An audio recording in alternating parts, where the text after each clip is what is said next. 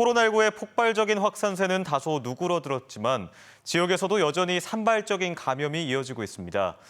이처럼 사태가 장기화되면서 감염을 두려워하는 공포가 확진자와 접촉자 등에 대한 부정적인 이미지로 연결되는 이른바 낙인 효과로 이어지는 경우가 많은데요.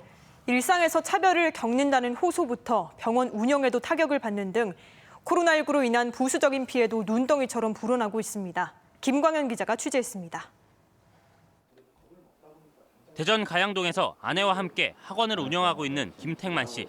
학원생 가운데 확진자가 나오면서 본인도 검사를 받은 결과 양성 판정을 받았습니다. 하지만 김 씨는 검체 채취 당시 바로 앞에서 받은 아이가 확진됐는데 검체 채취 요원들이 의료용 장갑 위에 일회용 장갑을 끼지 않은 채 자신을 검사했다며 재검사를 요청했지만 받아들여지지 않았습니다.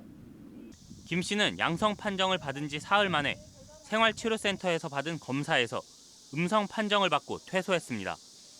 75시간 만에 양성이 음성으로 바뀌어서 완치 판정을 받았다는 건 일반인의 상식으로도 충분히 납득할 수 없는 부분이 아닌가. 하지만 이미 학원에서 확진자가 나왔다는 소문에 수강생들의 발길이 끊기는 등 낙인 효과로 피해를 입고 있습니다.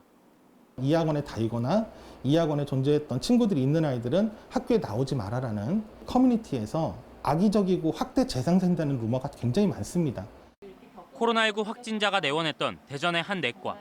감기 증상으로 내원한 환자를 코로나19로 의심해 당일 선별진료소로 보내는 등 발빠르게 대처해 병원 내 확진자는 단 한 명에 그쳤습니다.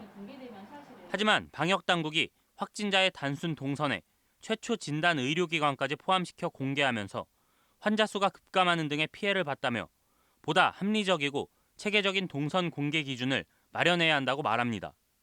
독감 환자와 일반 감기 환자, 그리고 코로나 환자는 사실 증상이 그다지 차이가 나지 않습니다. 1차 예독경한 의사 입장에서는 그런 환자들 진료를 하는 거 굉장히 부담스럽고요. 코로나19가 언제 종식될지 예측할 수 없고 독감과 동시 유행까지 우려되는 상황에서 낙인 효과 등 부수적인 피해까지 커지고 있습니다.